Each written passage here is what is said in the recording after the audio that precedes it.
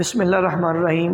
السلام علیکم پیارے بچوں، آج ہم سال دوم علامہ اقبال رحمۃ اللہ علیہ کی پہلی غزل کا 5واں شعر سمجھنے کی کوشش کریں گے۔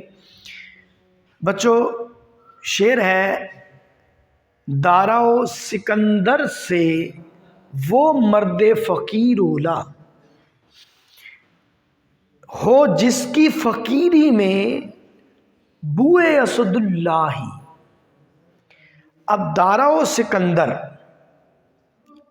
تو تلمیح ہے، لیکن پہلے اس کا مفہوم دیکھیے کہ دارا و سکندر، دارا اور سکندر جیسے بادشاہوں سے وہ فقیر بہتر ہے جس کے فقر سے حضرت علی رضی اللہ تعالیٰ عنہ کی صفات کی خوشبو آتی ہو۔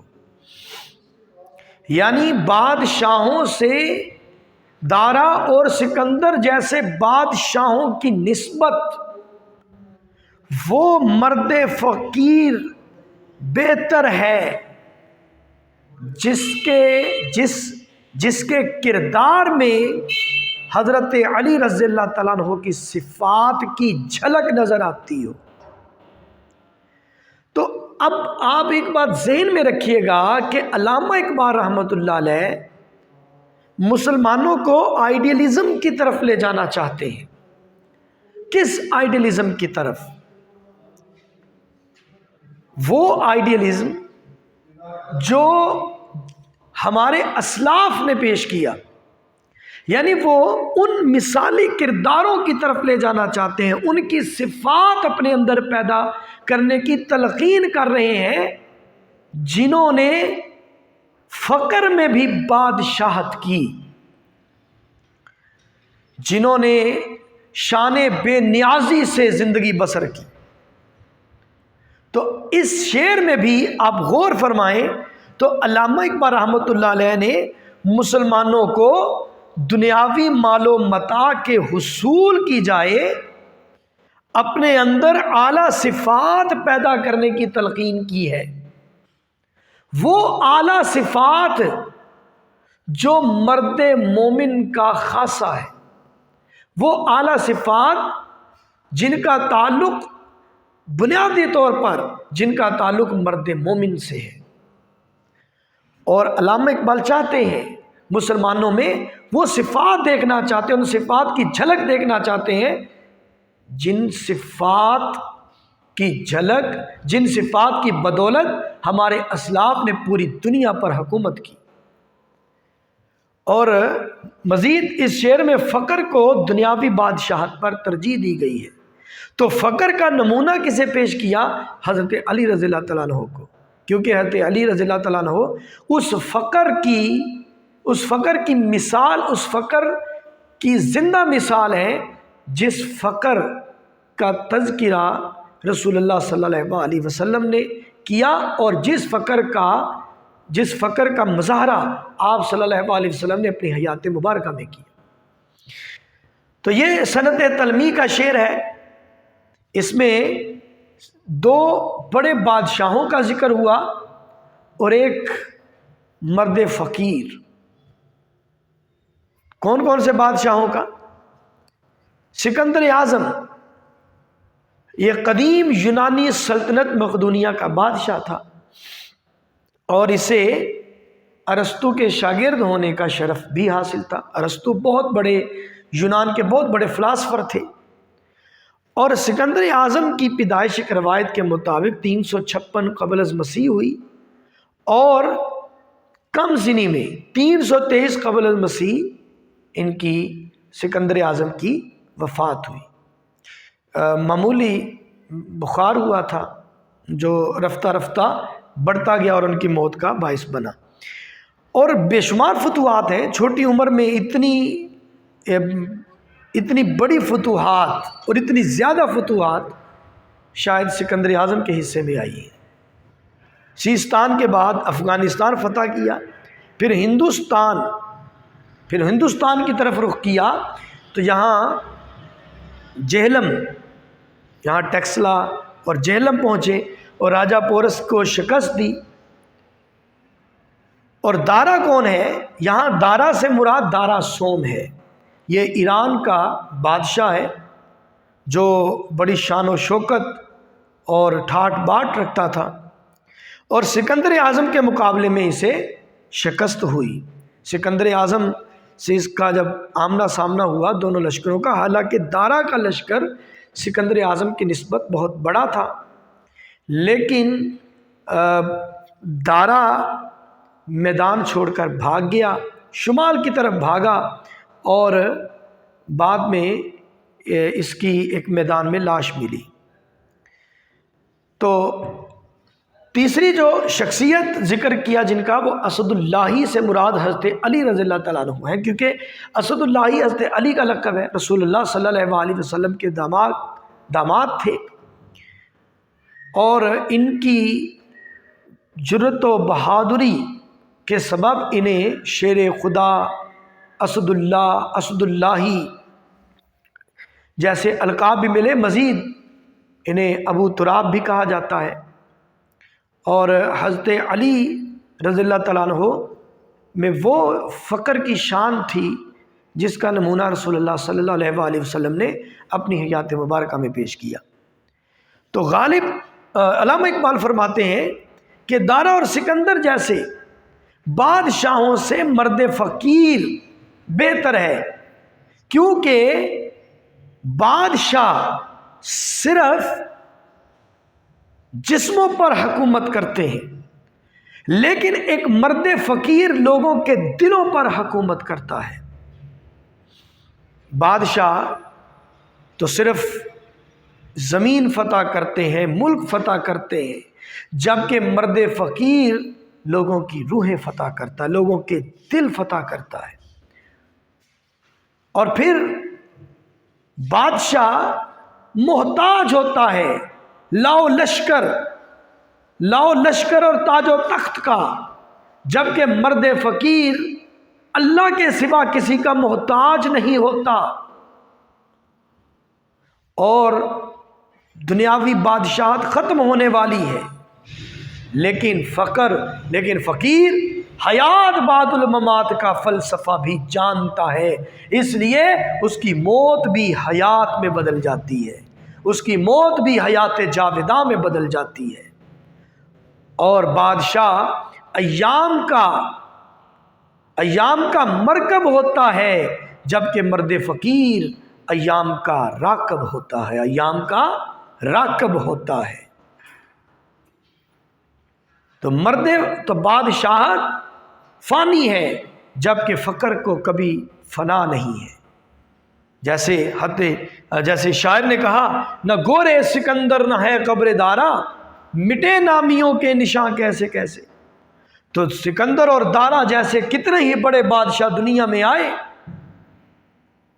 لیکن اس دنیا سے گئے تو کسی کا نام ملتا ہے، نشان نہیں ملتا، کسی کا نشان ہے تو نام نہیں ملتا، اور کتنے ہی ایسے بادشاہ ہیں جن کا نام ملتا ہے نہ نشان ملتا، ان کے نام و نشان تک مٹ گئے۔ اور پھر بادشاہوں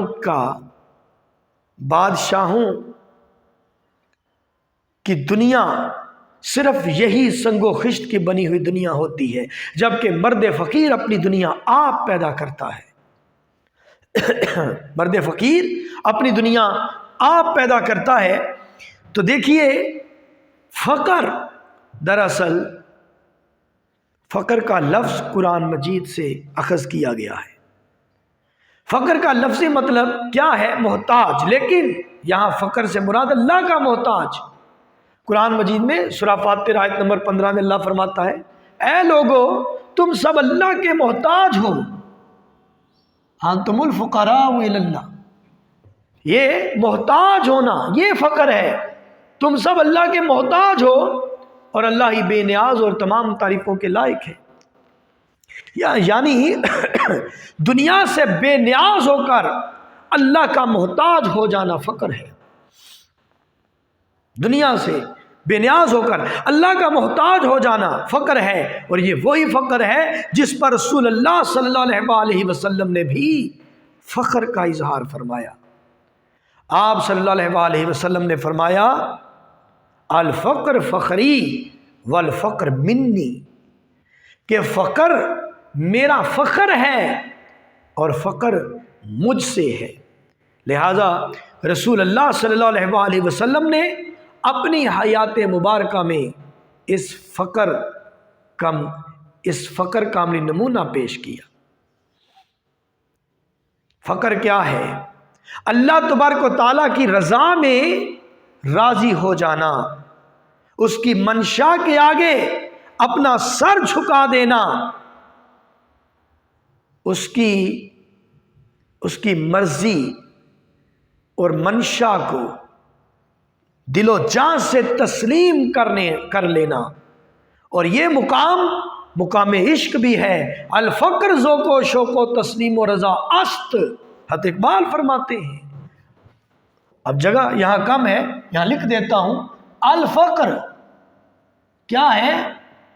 ذوق و شوق و تسلیم و رضا است، ما امینیم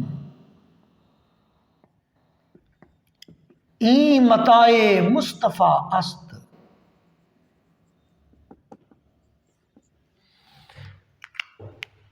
تو یہ فقر عشق کا مقام بھی ہے، اور اس مقام پر یہ مادی دنیا، مادی مال و متاع، دنیاوی جاہ و حشمت، یہ روب و دبدبا، یہ دنیاوی بادشاہت بے معنی ہو جاتی ہے، اور ایک مرد فقیر کا سر صرف اللہ تبارک و تعالیٰ کے حضور جھکتا ہے۔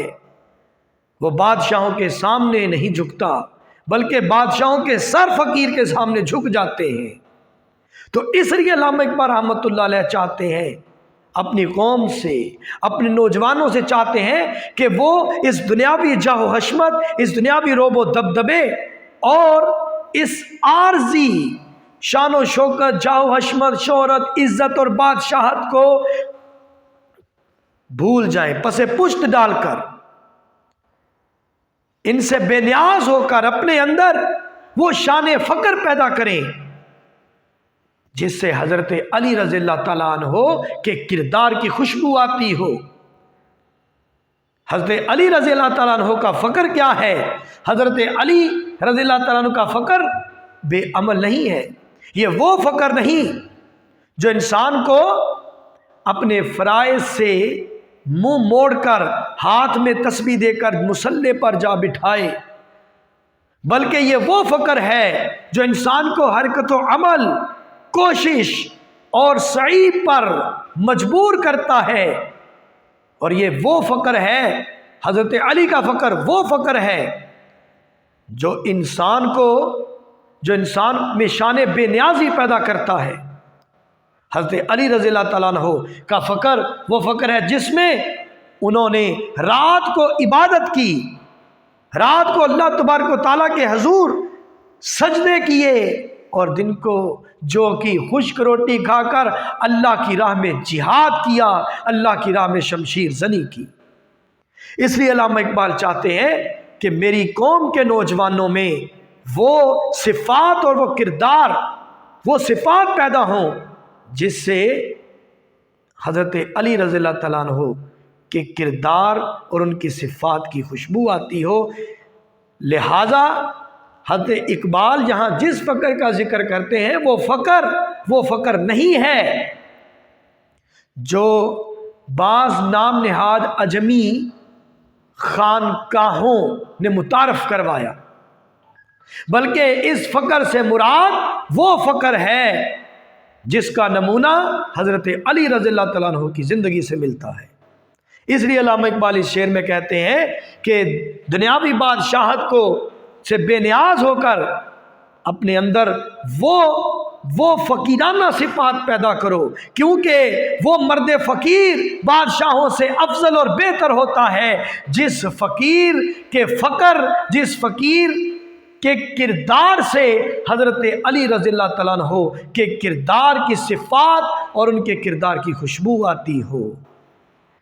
اب اشعار دیکھیے اس میں، نہ تخت و تاج میں نہ لشکر و سپاہ میں ہے، جو بات مرد قلندر کی بارگاہ میں ہے۔ تو یہاں یاد رہے کہ حضرت علامہ اقبال رحمۃ اللہ علیہ نے مرد فقیر کے لیے لفظ مرد مومن بھی استعمال کیا ہے اور مرد قلندر کا لفظ بھی استعمال کیا ہے۔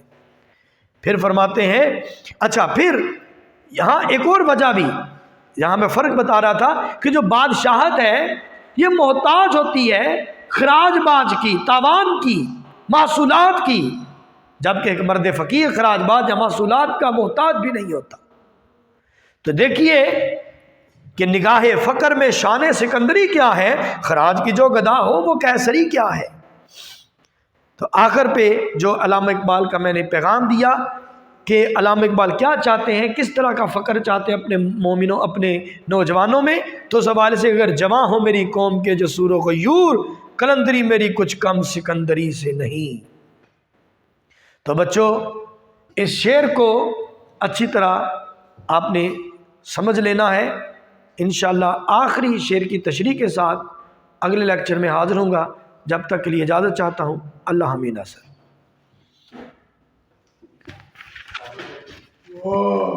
وعلیکم السلام۔